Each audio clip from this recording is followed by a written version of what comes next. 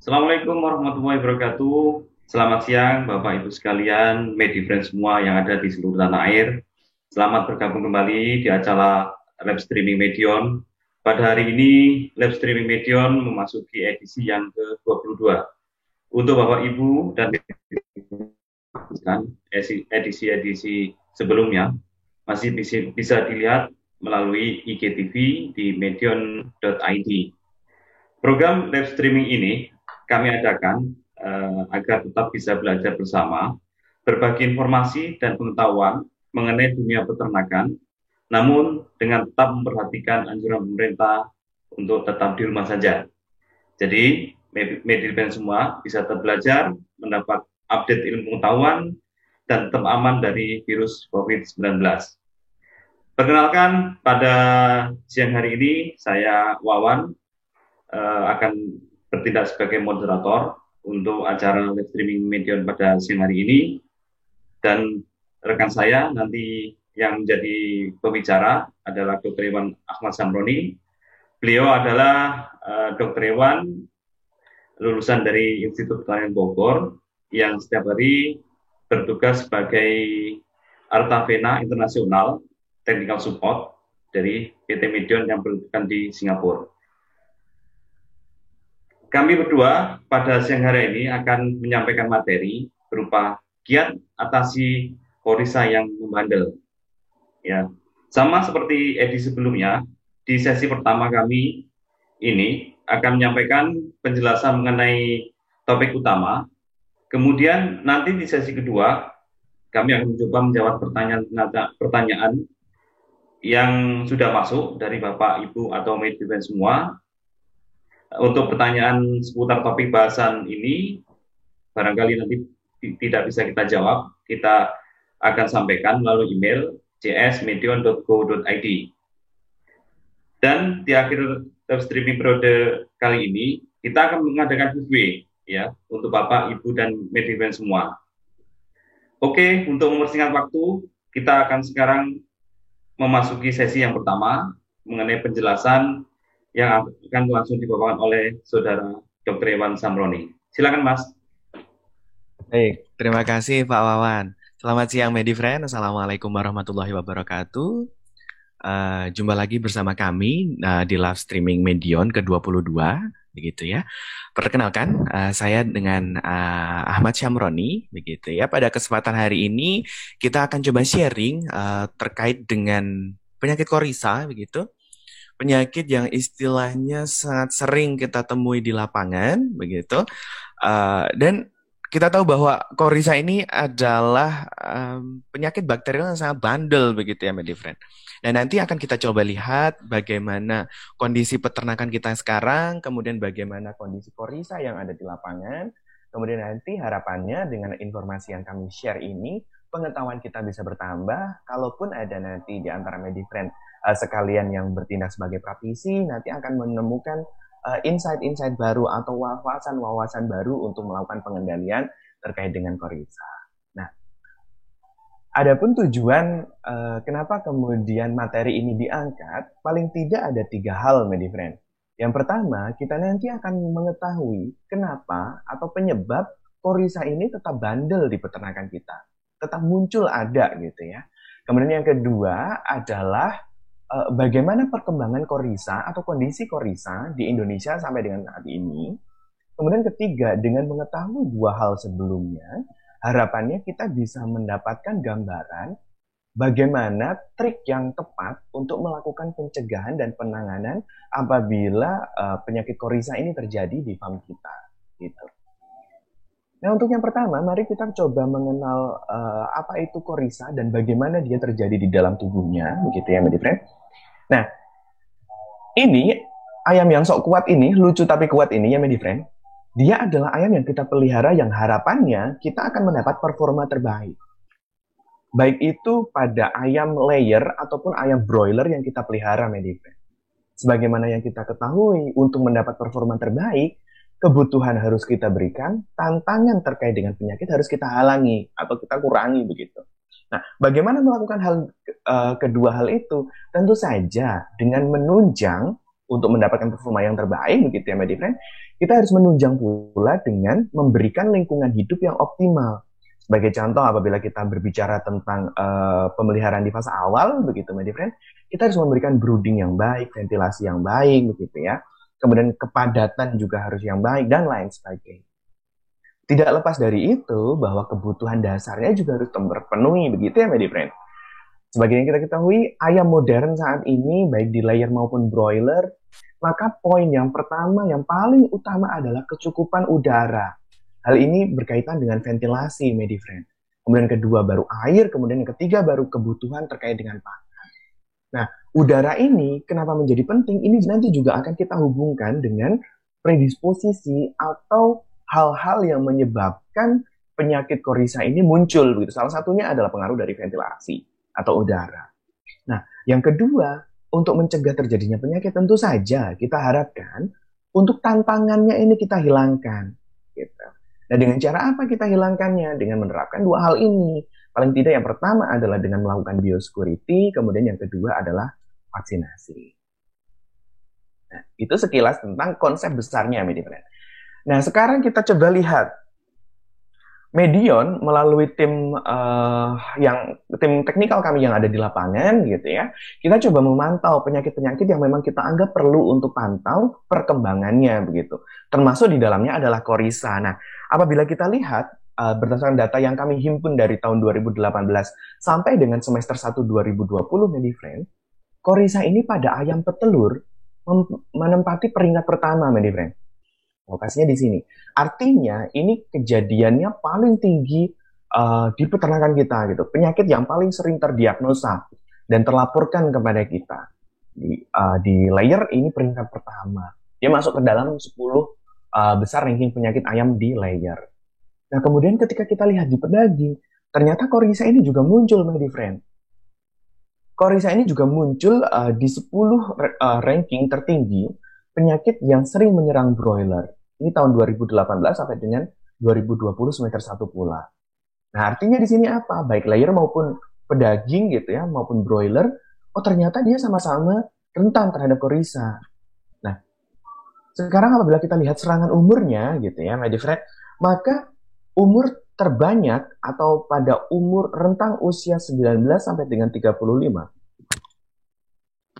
Ini adalah usia produksi ya, my dear friend ya. Untuk ayam petelur, ternyata ini menempati komposisi tertinggi, begitu ya.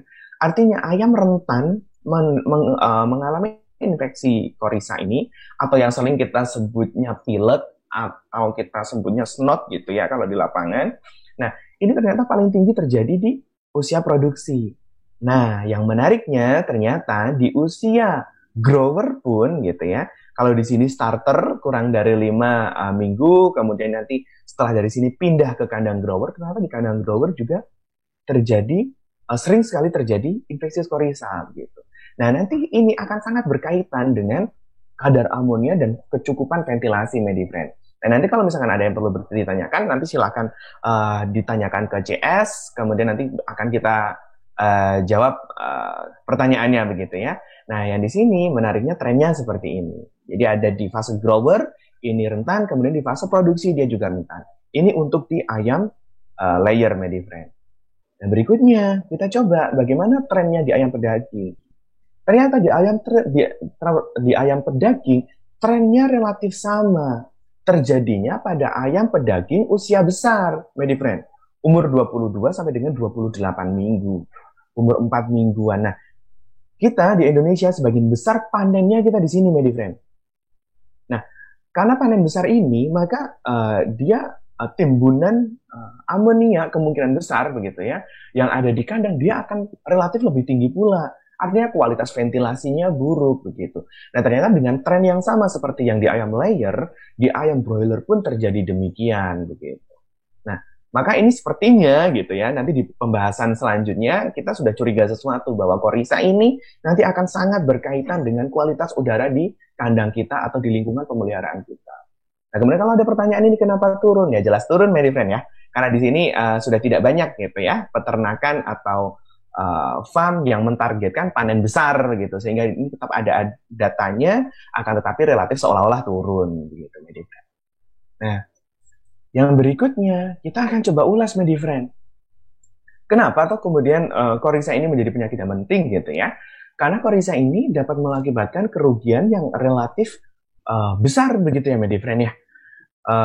Coryza ini menjadi musuh tersembunyi seolah-olah, karena meskipun dia seolah-olah sudah sembuh begitu, si penyakit ini bersifat sebagai carrier, yang artinya suatu ketika lingkungannya tidak sesuai lagi atau imunnya dari si ayam ini sudah tidak bagus, dia akan bisa terjadi infeksi ulangan begitu ya.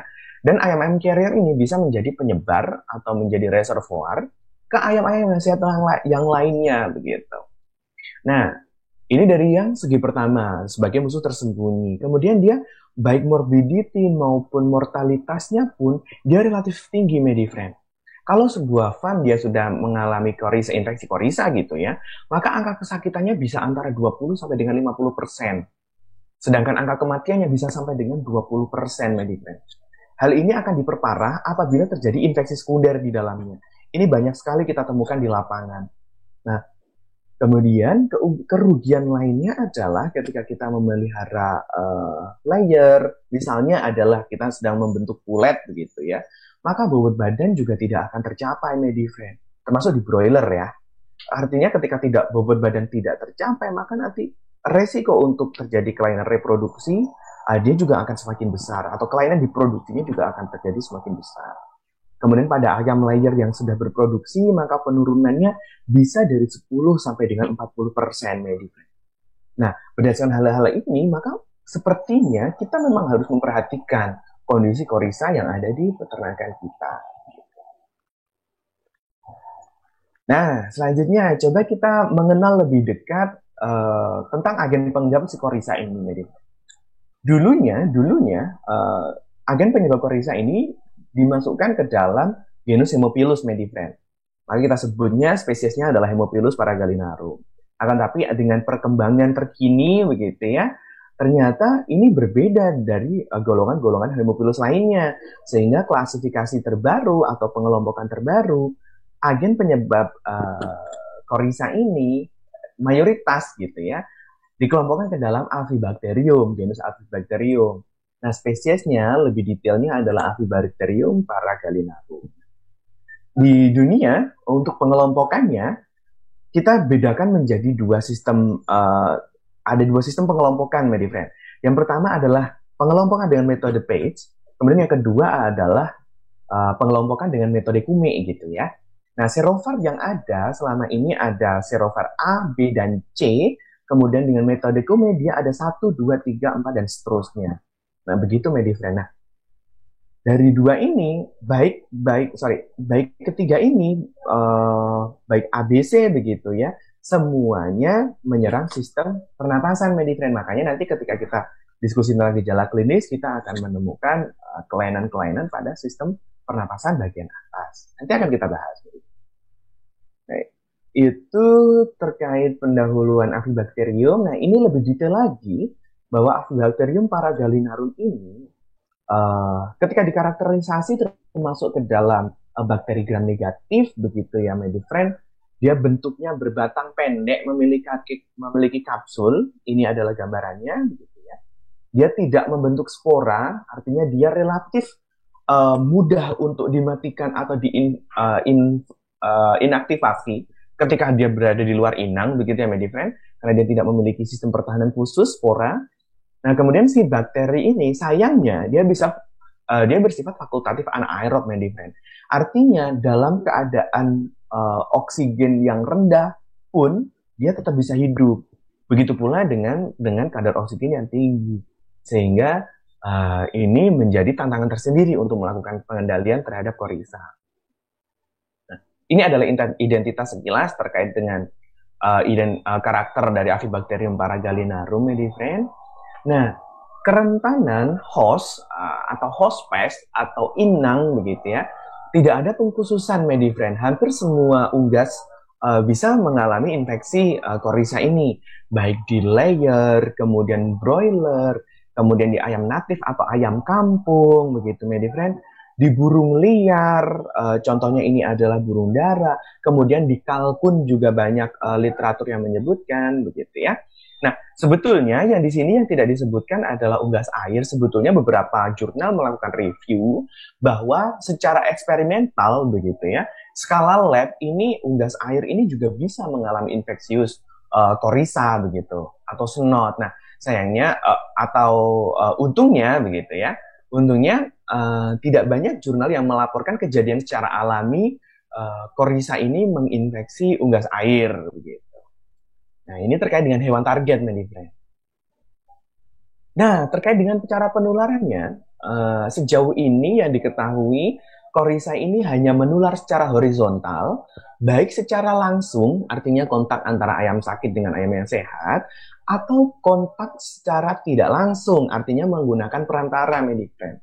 Nah, perantara yang paling sering terjadi di sini adalah kontak antara leleran atau lendir dari ayam yang sakit, yang mana itu merupakan media penularan dari korisa ini, berkontak dengan peralatan peternakan, baik itu tempat makan, kemudian tempat minum, kemudian berkontak dengan pekerja, kendaraan, dan lain sebagainya. Nah, ketika kita bawa eksudatnya, kemudian mengenai ayam yang sehat, maka ayam tersebut pun bisa menjadi sakit dengan masa inkubasi 1 sampai dengan 3 hari, Medifriend. Yang artinya dalam 1 sampai dengan 3 hari gejala klinis akan muncul pada ayam yang tertular yang sebelumnya ayam sehat begitu. Kurang lebih demikian terkait dengan patogenesa atau cara penularan dari bakteri korisa ini, Medifriend. Nah, untuk yang selanjutnya, ini ternyata kejadian korisa itu kenapa membandel? Salah satu penjelasannya di sini, Medifriend, bahwa predileksi itu adalah tempat kesukaan untuk bakteri berkembang begitu ya. Predileksi dari Avibacterium paragalinarum ini adanya di sistem pernapasan atas, khususnya di sinus infraorbitalis, Medifriend. Ini adalah sinus yang lokasinya di bawah mata sebagai terusan dari rongga hidung, Medifriend. Nah, di sinus atau rongga infraorbitalis ini, sayangnya dia minim pembuluh darah, Medifriend. Konsekuensinya adalah ketika kita melakukan pengobatan, sedikit dosis yang bisa sampai sana, begitu. Kemudian yang kedua adalah ketika suatu area atau bagian tubuh dia minim vaskularisasi, minim pembuluh darah, maka di sini sel-sel pertahanan, misalnya sel fagosit, makrofag, sel darah putih, dan lain sebagainya, dia susah untuk menjangkaunya, Medifriend. Hal ini yang juga menyebabkan pertahanan tubuh kita terhadap korisa ini relatif rendah pula. Ini juga yang menyebabkan ayam yang sehat pun dapat menjadi carrier, seolah-olah sembuh, tapi dia masih membawa bakteri di sini. Gitu ya. Dan ketika ayam-ayam yang sudah sembuh tapi dia bersifat carrier ini, dia dapat memicu terjadinya infeksi lainnya, apalagi kalau ayam ini dipelihara multi age gitu ya, atau multi umur, maka penularan dari ayam yang besar ke ayam yang kecil begitu ya akan menjadi semakin besar kemungkinannya. Kurang lebih demikian terkait dengan kenapa ini sulit sekali untuk dikendalikan, begitu ya, Medifriend.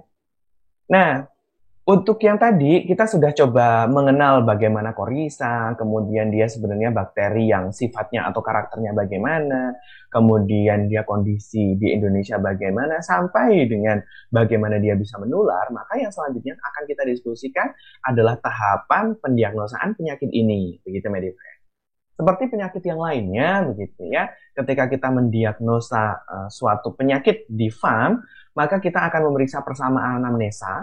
Anamnesa ini adalah sejarah, baik sejarah penyakit, kemudian sejarah outbreak di kandang tersebut, begitu ya. Kemudian kedua, memeriksa gejala klinis, gejala apa yang bisa kita lihat pada ayam hidup, begitu ya. Mungkin nanti akan ada leleran dan lain sebagainya, nanti akan kita diskusikan. Kemudian kita melihat patologi anatominya, Medifriend. Kelainan-kelainan di organ-organ dalam begitu ya. Nah, yang terakhir kalau memang diperlukan kita bisa melakukan pemeriksaan laboratorium atau tujuannya apa? Tujuannya untuk melakukan karakterisasi atau pemetaan tadi, Medifriend. Ini termasuk ke dalam serovar yang mana dan lain sebagainya. Kepentingannya apa? Untuk menyesuaikan dengan kebutuhan vaksin yang kita perlukan. Nah, Ya, kurang Mas lebih. Amrul nih, Oh iya Pak Wan. untuk ya untuk Medifriend yang baru bergabung di acara live Hmm? streaming Medion, bisa mengajukan pertanyaan melalui email cs.medion.co.id. Ya, jadi saya ingatkan Medifriend Yes. semua bisa bertanya melalui email yang saya sebutkan tadi. Itu aja Mas. Hmm. Yes, baik. Itu tadi friend, kalau memang ada yang hendak didiskusikan, silahkan kirim ke cs@medion.co.id atau friend. Nanti kita diskusikan. Nah, ini tadi yang seperti yang saya sampaikan di awal, gejala klinis begitu ya. Untuk kejadian korisa ini ada beberapa gejala yang biasanya muncul begitu. Pertama ini akan biasanya terjadi kelesuan karena pada ayam yang sakit dia nafsu makannya turun begitu ya, kemudian akan berat lesu atau lemas. Kemudian karena dia menginfeksi di sinus infraorbital di sini di bawah mata yang mana merupakan bagian dari saluran pernapasan, maka akan muncul gejala susah bernapas. Nah, kemudian ketika kita buka kelopak matanya gitu ya, dia nanti akan kemungkinan kita temukan radang pada kelopak mata juga bisa ditemukan gitu ya. Pada konjungtiva atau istilahnya kita sebut sebagai konjungtivitis. Nah, yang selanjutnya ini adalah yang khas nih Medifriend atau patognomonis. Akan keluar lendir, kental, berbau amis atau busuk. Nah, ini yang paling sering terjadi pada kejadian korisa Medifriend. Awal infeksi dia akan ada bening biasanya. Lendirnya yang keluar akan relatif bening karena bagaimanapun dia mukus begitu ya. Yang semakin dia lama terjadi infeksi maka akan terjadi pengentalan begitu ya. Konsistensinya dia akan berubah. Kemudian dia akan menimbulkan bau amis atau busuk begitu. Nah, nanti apabila diikuti koli nanti akan membentuk masa perkejuan. Nanti sepertinya bisa di belakang akan ada atau disampaikan. Nah, itu tadi adalah pada ayam broiler. Selanjutnya ini gejala pada ayam layer yang mungkin kita temui begitu ya. Dia akan terjadi pembengkakan di sinus infraorbitalisnya Medifriend. Atau di area sinus, di area rongganya. Lokasinya di belakang, di bawah mata. Nah, di sini Medifriend, dia juga suka terjadi pembengkakan. Apabila pada ayam layer ini khususnya kandang-kandang yang memang sanitasinya kurang optimal atau kurang baik, maka peluang terjadi infeksi sekunder, infeksi bawah ikutan gitu ya, dengan E. coli akan mengakibatkan adanya masa perkejuan pada mata, Medifriend. Ini yang menyebabkan kenapa beberapa kasus korisa kita bisa temukan adanya panophthalmitis atau adanya masa perkejuan pada mata begitu. Nah, selanjutnya setelah kita melihat gejala klinis Medifriend, kita bisa melihat patologi anatominya. Kalau gejala klinisnya tadi ada leleran dan bau amis, maka ketika kita buka kondisinya seperti ini Medifriend. Dia akan terjadi peradangan hebat, kemudian di sini dia ada pendarahan begitu ya, diikuti dengan adanya eksudat, kemudian di sini di area sinusnya dia akan mengalami ini jaringannya membengkak begitu ya. Kemudian di sini juga ada timbunan mukus yang banyak. Nah, ini kalau kita cium gitu atau kita bau gitu ya, dia akan amis atau menyerupai bau busuk ya. Nah, ini terkait dengan patologi anatomi. Nah, ini yang saya sampaikan tadi, Medifriend. Pada kasus-kasus tertentu, pada infeksi ekstrim contohnya ya, ketika dia di sana ada E. coli, maka dia akan muncul masa perkejuan begitu. Atau kita biasa bilang sudah teradang kaseosa gitu ya, seperti keju di sini bisa mungkin terjadi. Kemudian ketika kita buka saluran pernapasan lebih dalam begitu, maka pada laring dan trakeanya pun akan mengalami peradangan. Ditandai dengan adanya bintik-bintik merah atau nuansa kemerahan sepanjang saluran pernapasan. Begitu Medifriend. Nah, seperti yang kita tahu Medifriend, korisa ini adalah penyakit yang menyerang sistem respirasi bagian atas dan menyebabkan kebengkakan pada area bawah mata, khususnya di sinus infraorbitalis. Nah, ternyata gejala kebengkakan pada area kepala ini juga terjadi pada beberapa penyakit Medifriend. Itu yang menyebabkan ini bisa terjadi kesalahan diagnosa. Nah, beberapa diagnosa atau penyakit lainnya yang mirip, kita sebut sebagai diagnosa banding, adalah tiga ini, my friend. Adalah infeksi akibat avian pneumovirus, gitu ya. Ini adalah penyakit SHS, swollen head syndrome, jadi sindrom kepala besar, gitu ya, sindrom kepala bengkak. Kemudian yang kedua adalah kolibasilosis, kemudian yang ketiga CRD kompleks. Nah, ketiga penyakit ini adalah diagnosa banding untuk korisa, begitu. Akan tetapi itu tadi, my friend, untuk gejala patognomonis si korisa sendiri yang diakibatkan oleh Avibacterium paragalinarum ini, dia akan muncul bau yang tidak sedap, kemudian amis dari rongga sinus infraorbitalis, begitu ya. Nah, mungkin yang perlu saya sampaikan di sini, my friend, kalau di SHS biasanya kita kebengkakannya tidak spesifik. Biasanya memang diawali dari area mata, kemudian nanti pembengkakannya bisa sampai dengan area kepala, termasuk kepala area belakang, medifren. Yang biasanya diikuti dengan adanya penumpukan cairan, gitu ya, di bawah kulit, gitu. Nah, pada penumpukan cairan di bawah kulit yang keseluruhan itulah yang menyebabkan kepalanya bengkak seluruh bagian kepala, gitu. Kalau kolibasilosis, ini biasanya kalau kolibasilosis sistemik, gitu ya, kita bisa temukan di bawah kulit. Kemudian CRD kompleks ini biasanya kita temukan di organ-organ lainnya, sampai dengan hati, kemudian jantung, dan lain-lain. Kurang lebih itu diagnosa banding untuk penyakit korisa.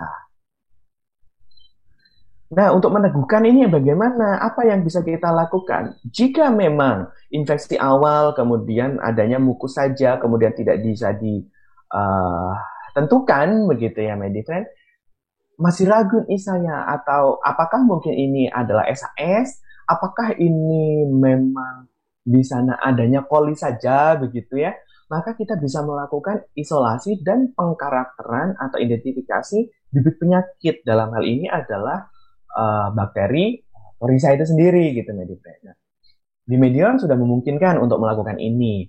Nah, atau yang kedua, apabila kita ingin meneguhkan sampai dengan melihat karakter ini sebetulnya masuk ke dalam serovar yang mana, maka kita bisa melakukan pengujian biologi molekular dengan melakukan PCR, kemudian dilakukan sequencing, medifren.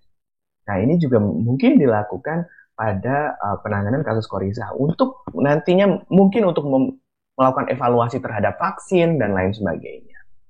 Vaksin apa yang cocok, apakah perlu kemudian upgrade, gitu ya. Nah, ini bisa dilakukan kalau memang kepentingannya adalah demikian. Nah, untuk yang berikutnya kita akan coba lihat update korisa yang terjadi di Indonesia, medifren.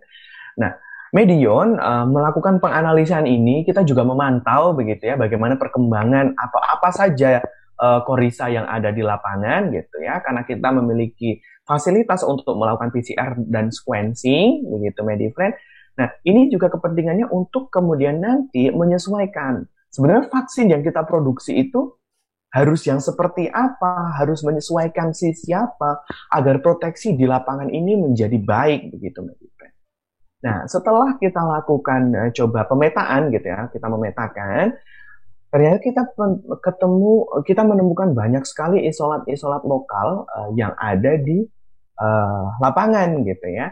Nah, dari pemantauan tersebut berdasarkan data dari Research and Development Medion, begitu ya, tahun 2020 ternyata ada serovar bakteri baru yang beredar di Indonesia itu. Dia adalah serovar C, akan tetapi kita kategorikan sebagai serovar C4, begitu. Dia lokasinya di sini, begitu ya. Relatif banyak yang kita temukan, dan dia berbeda, ternyata dia berbeda dengan sit-sit universal, ABC yang bersifat universal. Nah, begitu, medifren. Itu terkait dengan perkembangan korisa yang ada di lapangan atau di Indonesia. Nah, ini adalah persebaran yang kita lakukan, gitu. Nah, karena tim kita yang di technical di lapangan, begitu ya, banyak sekali sampel yang dikirim kemudian dianalisa. Setelah dianalisa, kita coba petakan, ternyata yang banyak menyerang di peternakan kita adalah serovar A dan serovar C, medifren. Ini yang paling banyak menyerang. Nah, kejadiannya tidak memiliki pola tertentu, artinya memang sudah menyebar, begitu ya, di seluruh wilayah Indonesia, dengan patogenesitas yang paling besar ada di serovar C, begitu. Itu berdasarkan data yang dihimpun oleh tim teknikal kami yang ada di lapangan yang kemudian dianalisa oleh tim R&D kami, Research and Development Medion. Ini data yang kami kumpulkan di tahun 2020. Ya, Mas Sam, yes. Saya sampaikan selamat bergabung pada Medibrand semua pada siang hari ini di acara live streaming Medion. Bagi Medibrand semua yang ada pertanyaan nanti bisa diajukan melalui email cs@medion.co.id ya. Baik Pak. Jawab sejelas-jelasnya. Gitu aja. Betul Pak. Baik, terima kasih Pak Wawan. Iya, Medifriend. Pak Wawan ini baik sekali ya karena kita selalu diingatkan. Monggo silakan Medifriend yang diskusi gitu ya bisa disampaikan di cs@medion begitu ya. Nah, ini kita lanjutkan.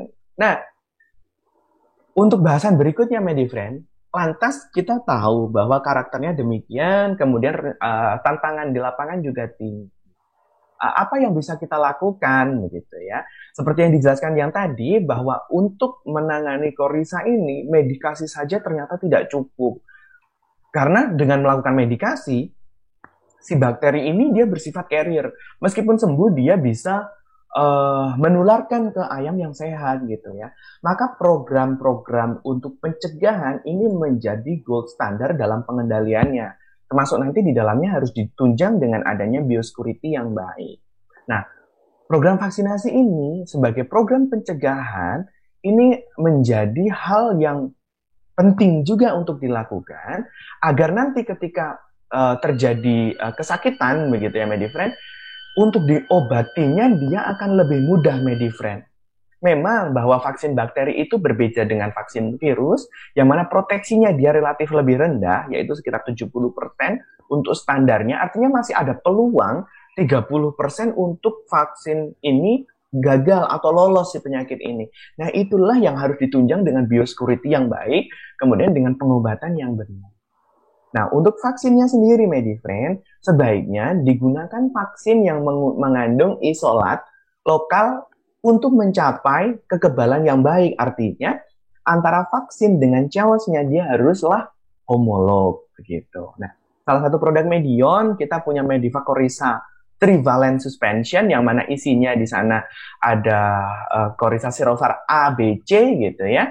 Nah, yang di dalamnya diformulasi sedemikian rupa sehingga nanti berdasarkan trial yang dilakukan di Medion begitu ya, ternyata ini bisa mengcover adanya caos di lapangan begitu. Nah, produk ini atau vaksin ini dirasa cukup untuk menghadapi tantangan yang ada di lapangan. Tentunya dengan yang tadi Medifriend, kita juga harus menerapkan biosecurity yang baik, kemudian manajemen pemeliharaan yang baik dan lain sebagainya. Nah, ini terkait dengan panduan umum penggunaan program vaksinasinya begitu ya Medifriend.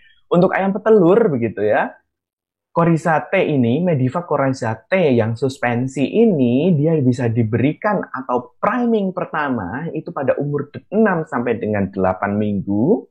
Itu Medifriend. Nah, ini adalah usia grower ya berarti ya. Kemudian vaksinasi kedua bisa diberikan di umur 15 sampai dengan 16 minggu.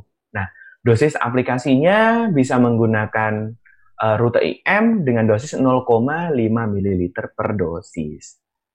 Itu Medifriend. Nah, ini beberapa produk lainnya yang bisa dipertimbangkan juga untuk digunakan begitu ya.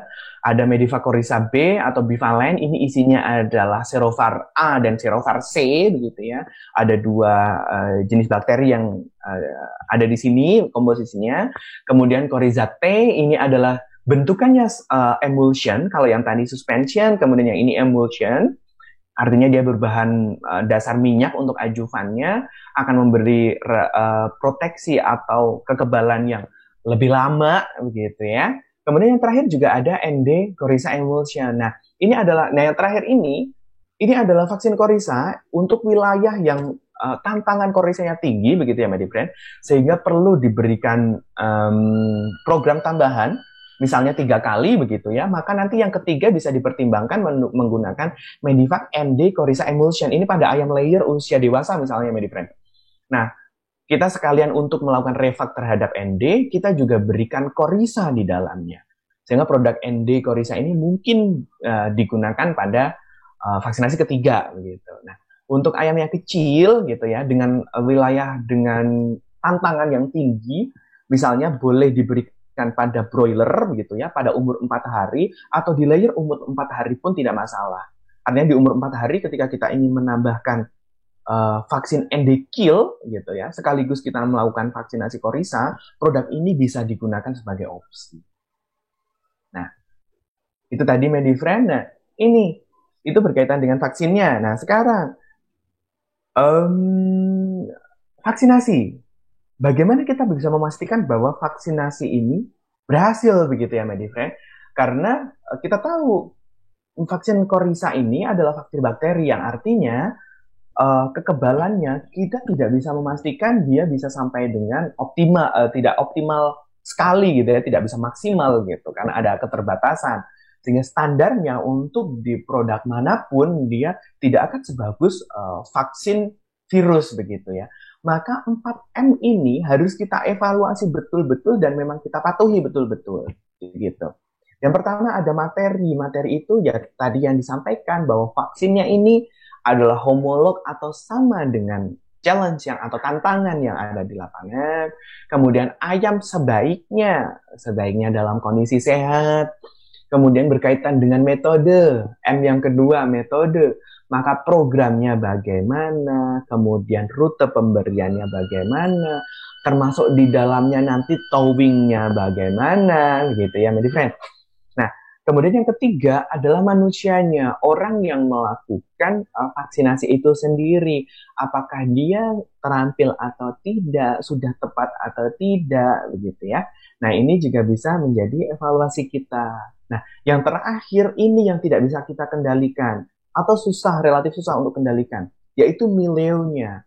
Nah, ini berkaitan dengan lingkungan adalah challenge yang ada di lapangan, kemudian sistem biosecurity yang kita terapkan.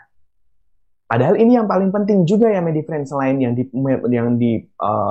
berkaitan dengan vaksin yang baik, dia juga penting, yaitu bagaimana menahan agar jumlah tantangan Korisa yang ada di lapangan ini tidak terlalu banyak, yaitu dengan menerapkan biosecurity yang baik. Nah, itu kurang lebihnya, Medifriend. Nah, kemudian tadi saya singgung di metode sini kita menyinggung terkait dengan towing. Nah, towing itu sendiri, Medifriend, adalah menaikkan suhu secara bertahap. Ini maksudnya adalah suhu vaksin, begitu ya, Medifriend, mendekati suhu yang ada di tubuh ayam, suhu di tubuh ayam. Nah, untuk suhu yang direkomendasikan adalah suhu 29 sampai dengan 30 begitu ya. Yang artinya ketika dia suhunya dekat dengan suhu tubuh ayam, maka reaksi stres yang diakibatkan pun akan relatif rendah begitu ya. Nah, cara melakukannya bagaimana towing ini? Dia bisa digunakan dengan melakukan penggenggaman, kemudian botolnya digosok sampai dengan bagian luarnya tidak berembun. Sebenarnya banyak yang bisa dilakukan untuk melakukan towing ini. Intinya adalah menaikkan suhu secara perlahan, bisa dengan dikeluarkan dari lemari pendingin begitu ya sebelum digunakan. Misalnya pagi akan digunakan, maka dia dikeluarkan dulu dari kulkasnya begitu ya atau lemari pendingin. Kemudian ditunggu sampai dengan dia sudah tidak mengeluarkan embun lagi, Medifriend. Nah, ketika kita pegang, dia relatif sama dengan suhu tubuh, maka itu bisa diberikan. Nah, sekarang, kenapa ini menjadi perhatian?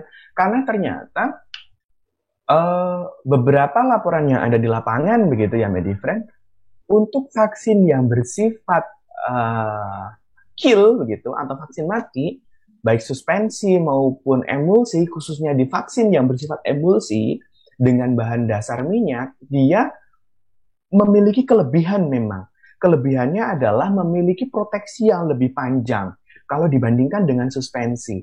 Akan tetapi apabila tidak dilakukan dengan benar, ternyata efek stres yang diakibatkan oleh vaksin emulsi ini juga relatif lebih tinggi pula begitu. Nah, solusinya bagaimana? Solusi yang bisa dilakukan adalah untuk mendapatkan manfaatnya daripada mudorotnya itu tadi, maka diharapkan towingnya harus sesuai atau towingnya harus tepat begitu.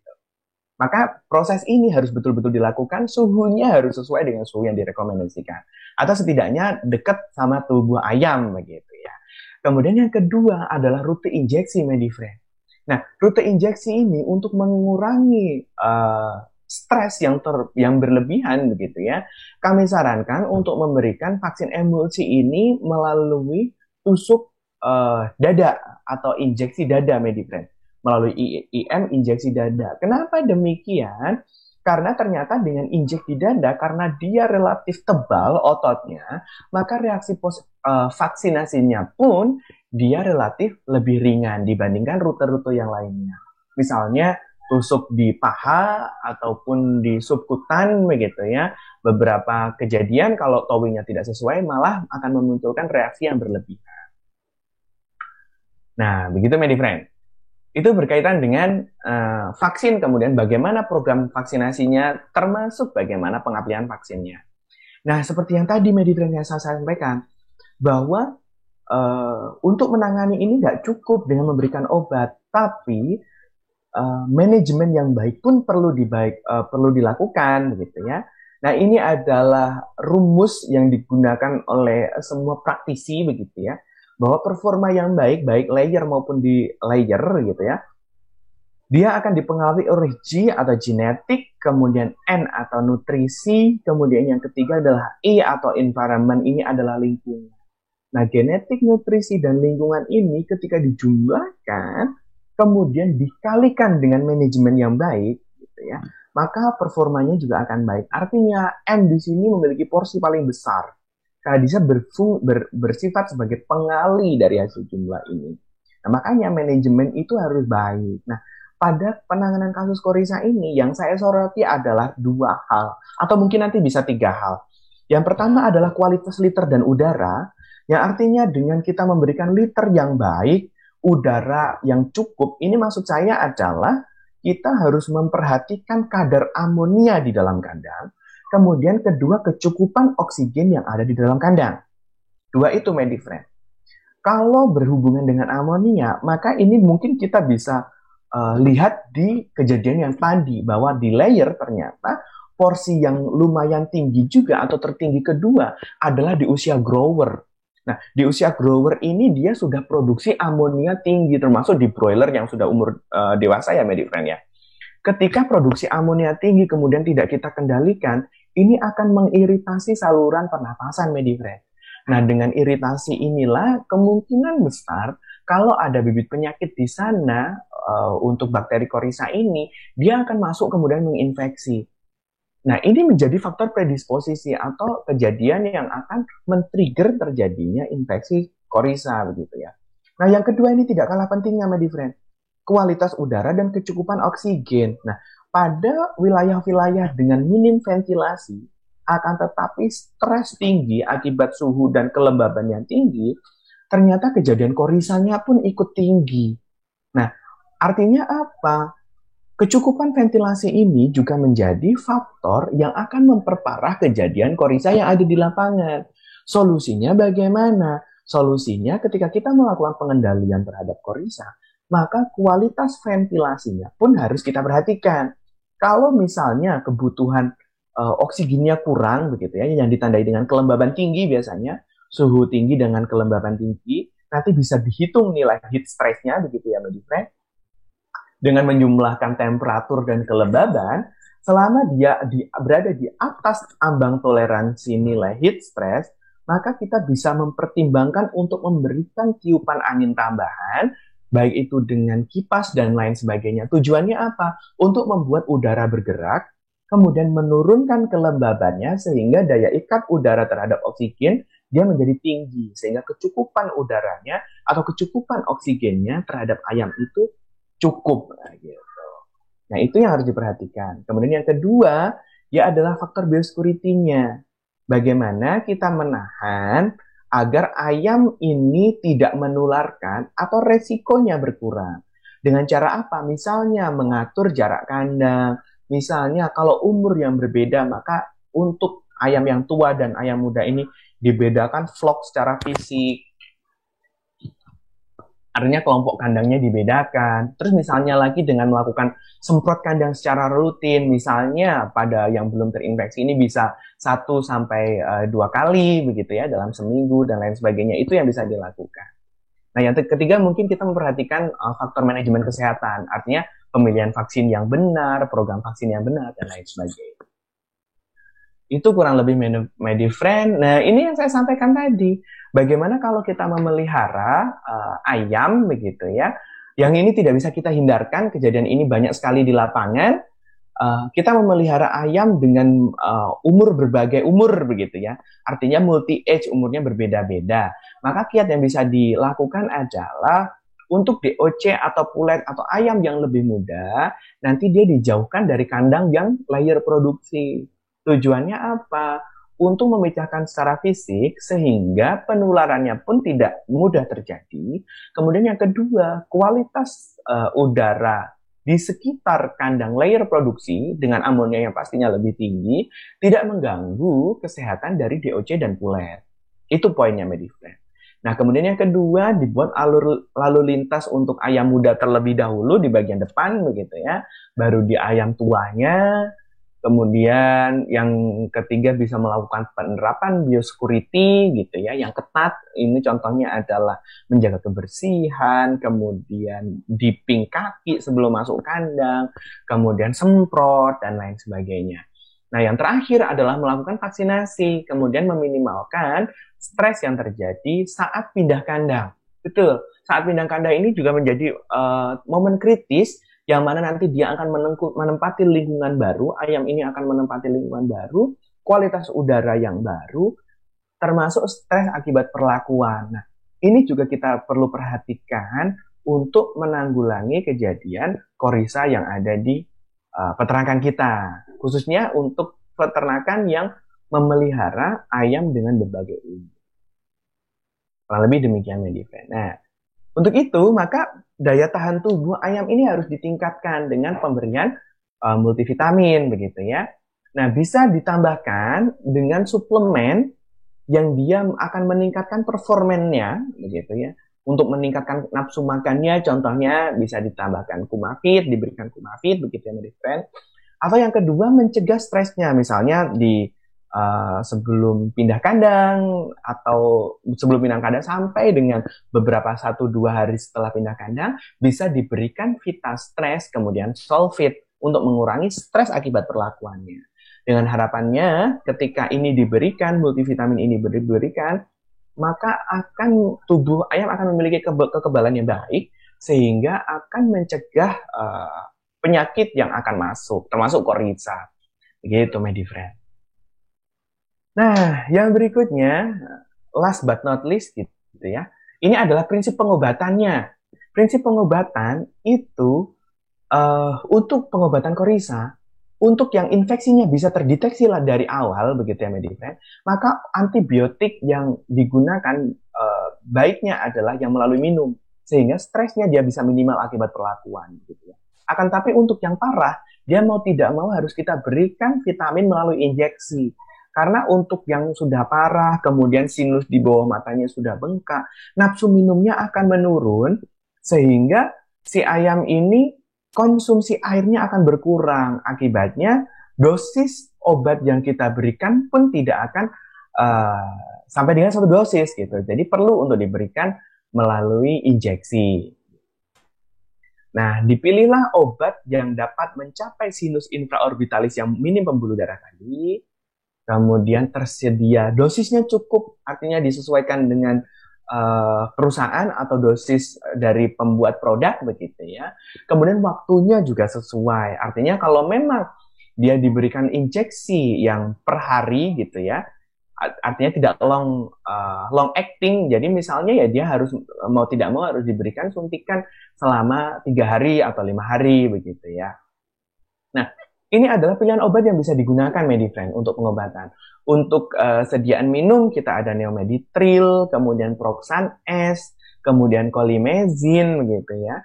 Ini adalah antibiotik yang bisa digunakan dengan penetrasi yang bagus terhadap jaringan, sehingga harapannya dia bisa sampai dengan sinus infraorbitalis. Kemudian untuk ayam-ayam dengan keparahan yang tinggi, vet strap ini bisa digunakan untuk diberikan setiap hari antara 3 sampai dengan 5 hari. Ini juga akan efektif digunakan pada ayam yang sudah sakit. ayam dengan nafsu makan rendah, nafsu minum rendah begitu ya. Jadi diberikan melalui injeksi, Medifriend. Nah, ini adalah prinsip pengobatannya. Ini aplikasi tadi yang disampaikan bahwa ketika melalui air minum, dia efek stresnya lebih rendah, akan tapi catatannya adalah di infeksi awal, gitu ya, Medifriend. Nah, kalau yang sudah parah, mau tidak mau harus kita suntik, gitu ya. Cuman efeknya memang, dia nanti ada efek stresnya, cuman manfaatnya adalah lebih besar daripada mudorotnya, yaitu efeknya dia bisa segera, kemudian dosisnya pasti tepat 1 dosis. Itu pertimbangannya, Medifriend. Nah, yang selanjutnya ini adalah prinsip rolling antibiotik, Medifriend. Nah, kita tahu, Medifriend, bahwa ketika kita berbicara korisa yang ada di lapangan ini kan dia kejadiannya sering gitu ya, terus-menerus gitu ya. Sehingga kemungkinan kita akan menggunakan antibiotik untuk pengobatannya. Nah, dalam penggunaan antibiotiknya, harapannya bisa dilakukan rolling, Medifriend. Untuk 3 sampai dengan 4 kali periode pengobatan, misalnya 1 kali ini pengobatan, kemudian nanti pengobatan lagi, kemudian keempat. Nah, berikutnya harapannya menggunakan golongan yang lainnya, Medifriend. Tujuannya apa? Hal ini bertujuan untuk mengurangi laju dari resistensi antibiotik, Medifriend. Nah, kalau yang paling tepat begitu ya, untuk melihat ini, untuk melihat resistensi dari antibiotik ini, kita bisa melakukan evaluasi sebetulnya, Medifriend.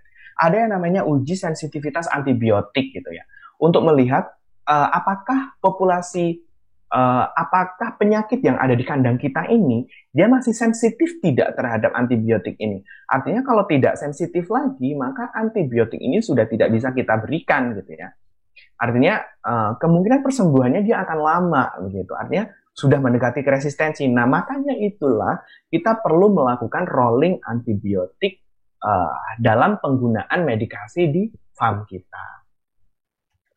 Itu terkait dengan rolling antibiotik, Medifriend. Nah, ini adalah produk-produk yang bisa digunakan begitu ya untuk rollingan. Kita punya golongan, ada beberapa golongan. Ada aminoglikosida, ini produknya ada gentamin, petstrep, kanamin, dan lain sebagainya.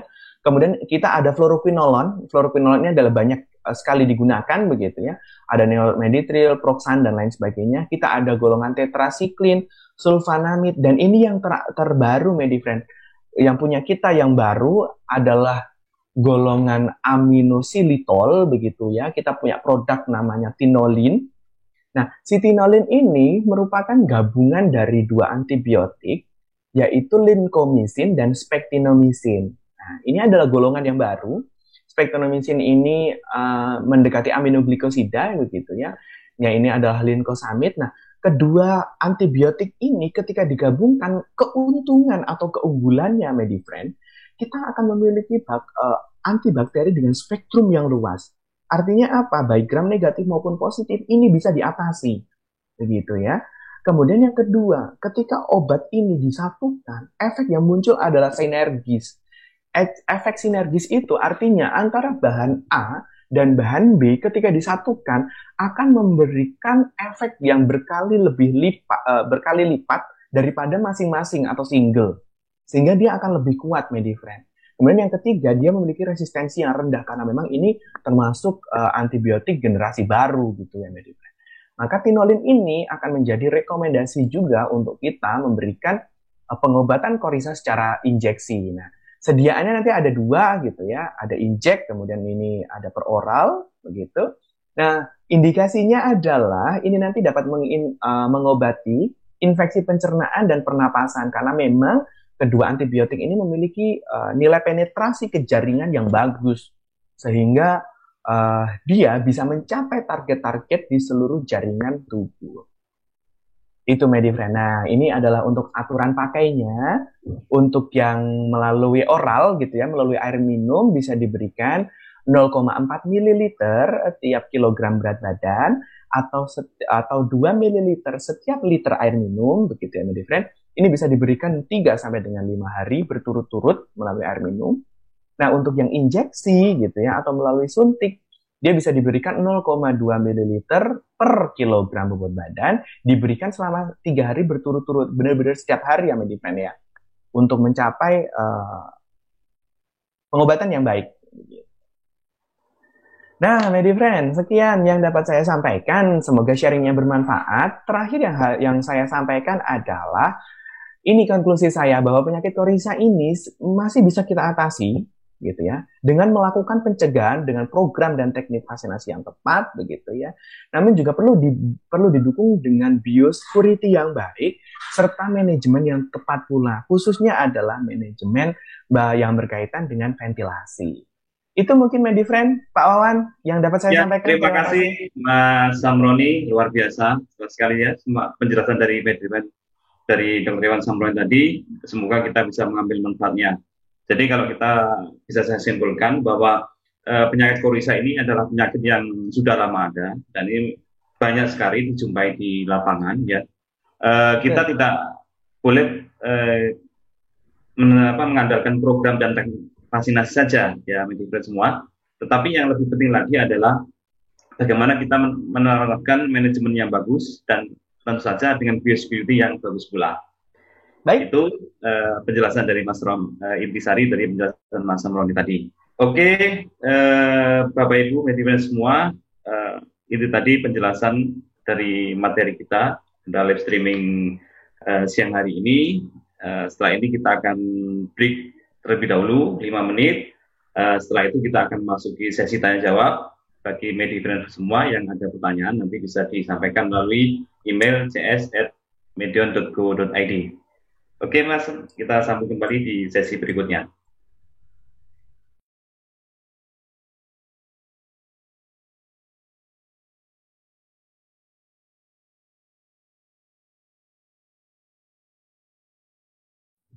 Oke, Bapak Ibu, Medifriend semua, selamat bergabung kembali di acara live streaming Medion yang ke-22. Pada siang hari ini, pokok bahasan kita adalah kiat mengatasi korisa yang membandel. Tadi di sesi pertama, penjelasan sudah disampaikan oleh Mas Samroni. Untuk sesi saat ini adalah tanya jawab. Ya, bisa mengajukan pertanyaan melalui cs@medion.go.id. Ya. Pertanyaan sudah masuk dari Medifriend semua akan kita coba bahas satu persatu. Jadi jangan lupa nanti diikuti terus dari awal sampai akhir. Ya, baik kita akan mulai pertanyaan yang pertama. Oke siap, Mas Samroni. Monggo Pak Wawan, silakan. Ya, ini ada pertanyaan dari saudara Budi ya di daerah Malang ya. Ini menanyakan layer Mas sudah diprogramkan vaksin 2 kali pakai Korisa T suspension. Ya, kenapa kok masih bisa terkena Korisa? Itu yang ditanyakan. Mohon penjelasannya. Itu Mas. Oh, baik. Ayam sudah coba diprogramkan 2 kali Korisa T suspension akan tetapi masih jebol gitu ya, masih Korisa gitu ya Pak ya? Ya, Mas. Nah, baik Bapak, yang perlu saya sampaikan adalah begini. Program vaksinasi itu nanti pada vaksin bakteri, dia seperti yang kita ketahui, yang bahkan vaksin pun gitu ya, semua vaksin saya rasa ya, dia hanya bisa memberikan proteksi standar dia di 70%, Pak. Nah, artinya yang kita sampaikan tadi, yang kita diskusikan, bahwa masih ada 30% peluang ayam kita mengalami kesakitan terhadap bakteri yang telah kita vaksinkan. Nah, artinya apa? Artinya di sini kita harus supply dengan biosecurity dan kesehatan yang lain, parameter yang lainnya, Pak. Nah, kalau misalkan saya boleh sarankan, begitu ya, nanti kita analisa dulu, Pak. Ini kira-kira yang di peternakan Bapak, kira-kira apa yang kurang pas. Nanti hal ini akan berkaitan dengan 4M. Sebentar, saya coba share screen sebentar. Oke. Nah, sebagai contoh ini saja. Yang pertama kita harus melakukan coba 4M-nya ini kita evaluasi dulu Pak Budi. Nah, ini misalnya materi pada waktu divaksinkan, ini apakah ayamnya ini dalam kondisi baik atau tidak gitu. Nah, harapannya kalau misalkan ayam ini baik, dia akan menunjukkan atau mengakibatkan respon pembentukan antibodi yang bagus. Artinya pembentukan sel limfosit, kemudian sel-sel yang lainnya begitu ya, sel kekebalan begitu ya.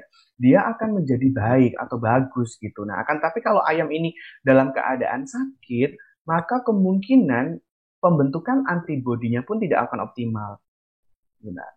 Itu yang pertama. Nah, kemudian bagaimana teknik vaksinasinya? Apakah sudah baik atau tidak? Kemudian manusia yang waktu kita melakukan vaksinasi itu bagaimana? Dan yang terakhir ini, Pak, lingkungan. Apakah biosecurity ini kita sudah terapkan atau belum begitu ya?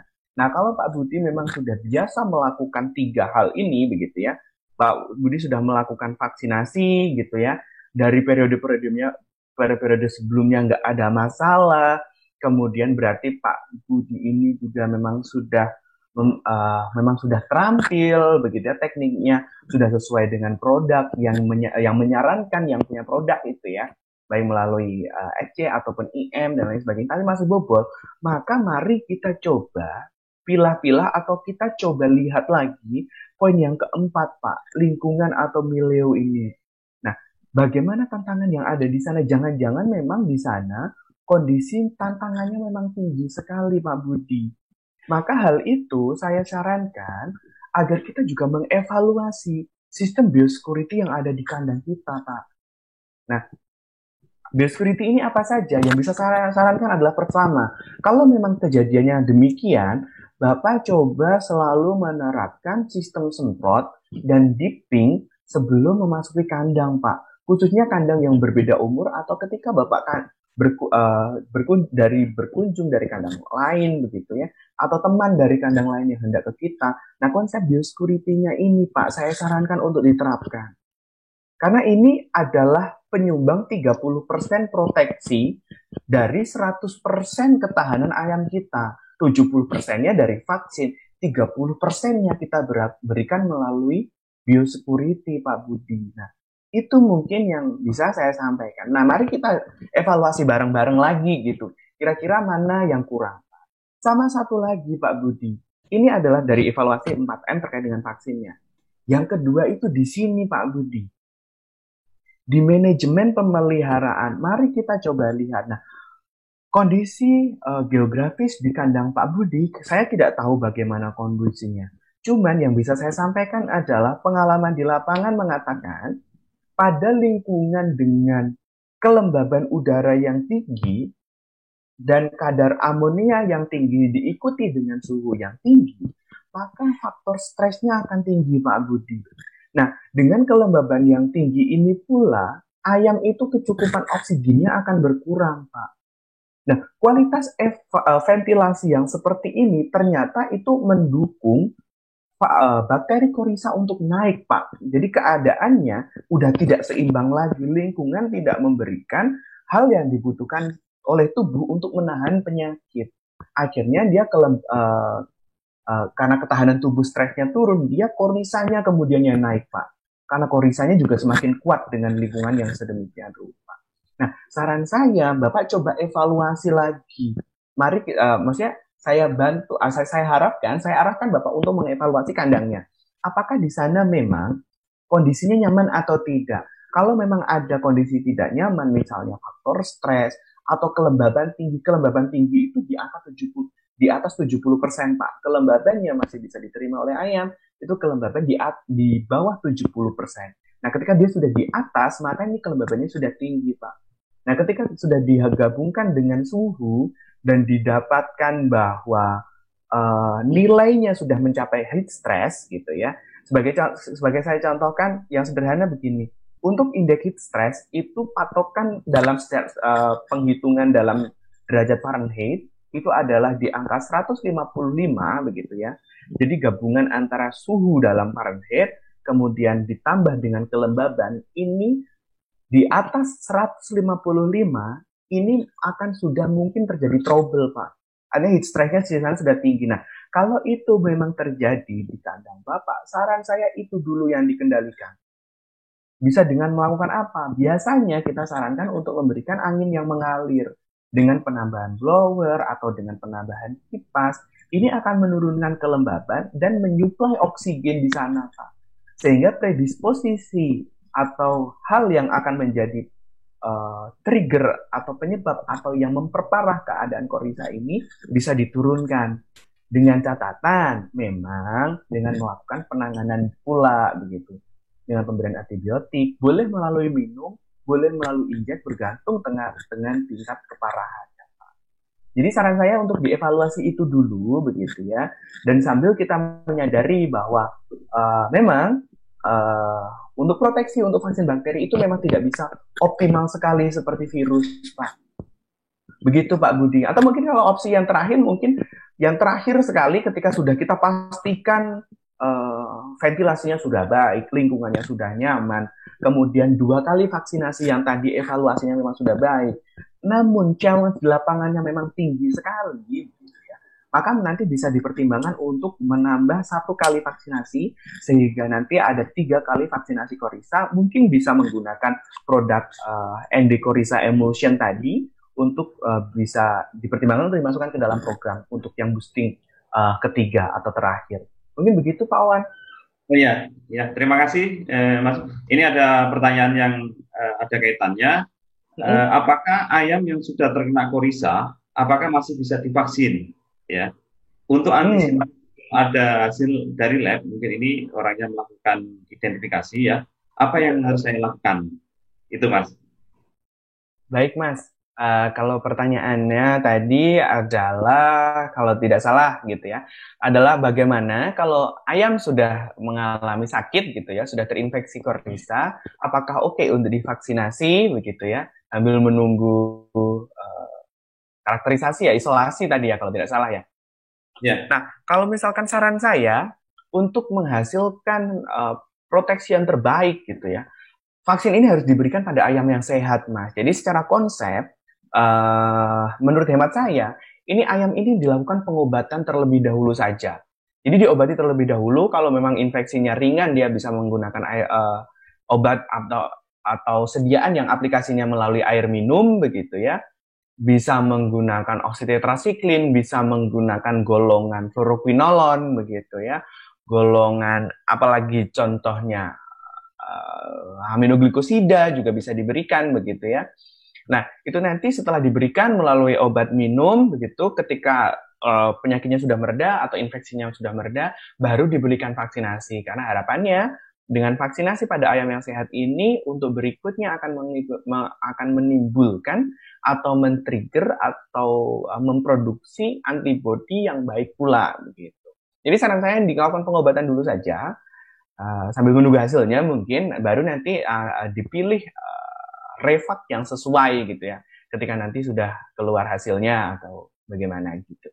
Ini gitu Pak Wan. Iya, ini sekalian menyambung, ada pertanyaan dari peternak di daerah Magelang ya, menanyakan kaitannya dengan pengobatan Mas. Bagaimana cara mengobati ayam yang terkena kasus korisa dengan antibiotik?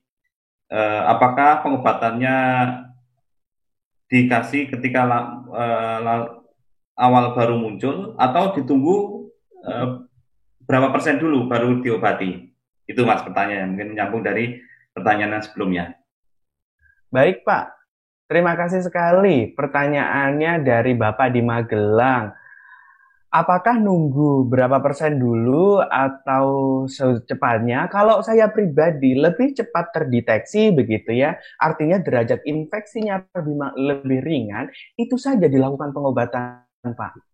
Karena kalau nanti sudah sampai berlarut-larut gitu ya, kondisi infeksinya dia sudah menuju ke kronis, akan menjadi PR tersendiri lagi gitu. Nah, kalau kita bisa mendeteksi dari awal, ini justru lebih baik. Kita bisa melakukan treatment secepatnya, kita berikan obat secepatnya, kita bisa melakukan perbaikan pada manajemen atau biosecurity yang diperlukan gitu. Jadi tidak perlu menunggu sampai berapa persen. Kalau memang sudah terdeteksi, oh ini sudah ada gejala awal korisa, ini berikan antibiotik untuk pengobatan. Itu akan lebih mempercepat, Pak. Begitu. Oh iya, terima kasih. Tadi pertanyaan dari peternak yang tadi ada di Magelang. Terus nyambung dengan pertanyaan tadi, Mas. Saat ini Medion mengembangkan obat-obat herbal ya, atau mediherba ya. Salah satunya Nespitoran, Mas Sam. Betul. apakah pemakaian respiratoran ini bisa digabung dengan antibiotik yang ada seperti fast trap atau seperti polimesin dan sebagainya. Apakah boleh digabung, Mas? Betul Pak, terima kasih. Betul, Medion memang sedang mengembangkan produk-produk herbal karena sebagaimana yang kita ketahui bahwa nanti ke depannya dengan isu antibiotik resisten ini ya, Medifriend ya, ke depannya produk-produk herbal ini akan banyak membantu karena dia tidak memiliki efek resistensi atau setidaknya dia akan jauh lebih lebih aman digunakan daripada penggunaan bahan antibiotik yang bersifat kimia begitu. Jadi proyeksinya memang ke arah sana. Nah, penggunaan atau untuk produk respiratoran ini ya, Medifriend ya, karena dia adalah ekstrak herbal sehingga dia aman digunakan, baik digabungkan dengan vitamin atau dengan antibiotik, dia relatif aman Medifriend. Jadi tidak ada kekurangannya ketika digabungkan begitu. Nah, untungnya lagi karena dia ini respiratoran itu mengandung senyawa tumbuhan yang bisa mengurangi produksi dari mukus, maka ini akan cocok sekali digunakan untuk penanganan Coryza Medifriend. Karena dengan membatasi produksi dari mukus itu tadi, gitu ya, atau lendir itu tadi, sehingga diharapkan permasalahan yang Coryza ini kan kegagalan bernapas begitu ya Medifriend ya, karena dia di sinusnya bermasalah, penyumbatan dan lain sebagainya.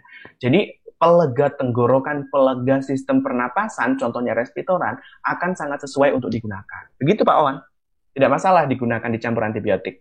Ya, jadi saya ulangi lagi. Jadi Bapak tadi yang bertanya, bisa Pak nanti respiratoran bisa digabung dengan antibiotik medion yang sudah ada, bisa dicampur Yes. atau bisa diberikan bergantian sesuai dengan kemudahan dalam aplikasi di lapangan.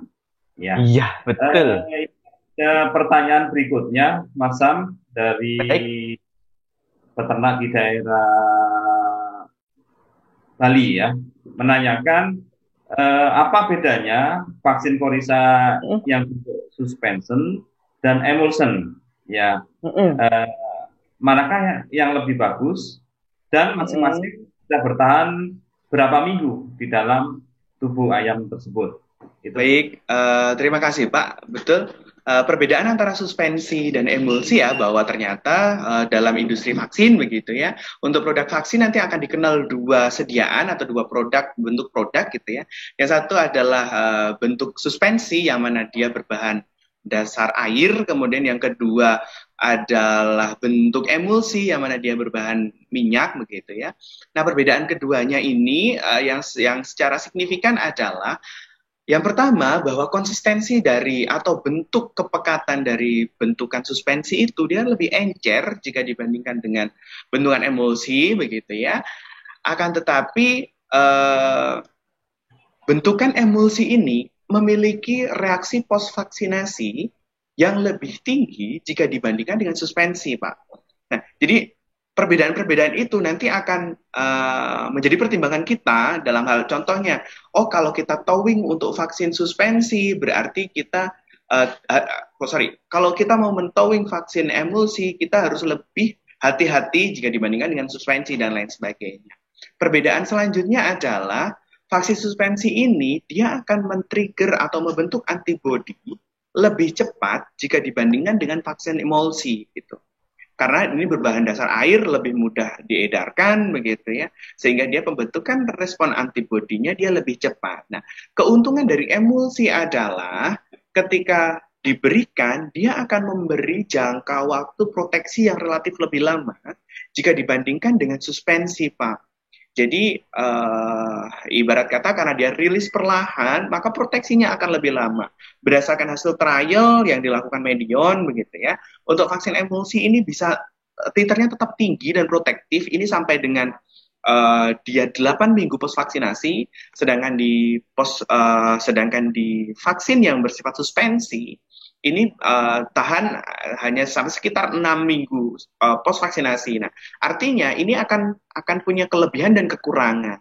Nah, ini bagaimana kita mengaplikasikannya, Pak? Sebagai contoh begini, Untuk priming atau vaksinasi pertama, suspensi lebih disarankan. Kenapa demikian? Karena ketika priming, ketika vaksinasi pertama, yang kita harapkan adalah pembentukan antibodi yang cepat.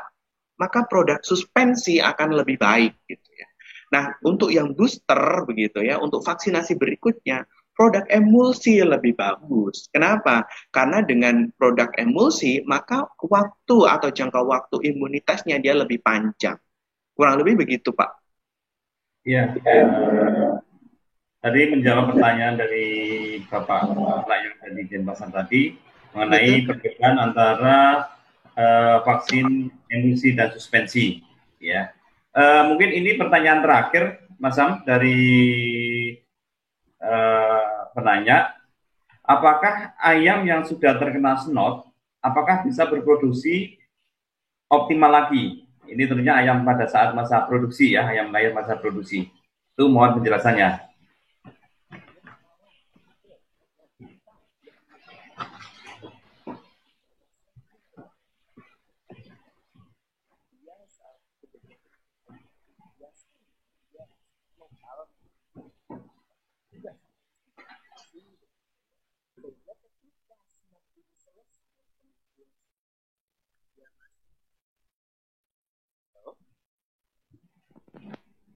Halo?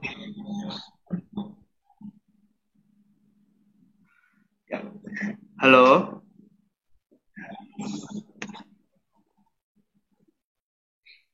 Oke kok. Baik. Nah, Nah, baik Pak, terima kasih untuk pertanyaannya. Nah, ini, apakah setelah sembuh dari snat ini bisa berproduksi optimal kembali? Saya jawab, bisa Pak, dengan catatan penyakit snat yang Bapak hadapi ini betul-betul sudah selesai. Artinya sudah diobati, kemudian sembuh, kemudian diikuti dengan perbaikan manajemen yang pas begitu. Kenapa saya sampaikan demikian? Karena penyakit snot ini adalah penyakit bakterial yang lokal di sistem respirasi bagian atas, Pak, tidak sampai dengan sistem reproduksi begitu. Artinya tidak akan mengganggu performa produksi setelah terjadi penyakit begitu. Jadi yang menjadi perhatian saya adalah kita kendalikan dulu snotnya Bapak begitu ya. Jangan khawatir kalau dia akan merusak seperti penyakit viral contohnya IB gitu ya atau lain sebagainya, bahwa snot ini tetap bisa sembuh dan produksinya jenengan tetap bagus. Syaratnya adalah itu, sembuh dengan betul begitu ya, betul-betul sembuh, kemudian manajemennya diperbaiki agar tidak terjadi penyakit kembali. Nah, mungkin itu Pak Wan yang bisa saya Ya, sampaikan.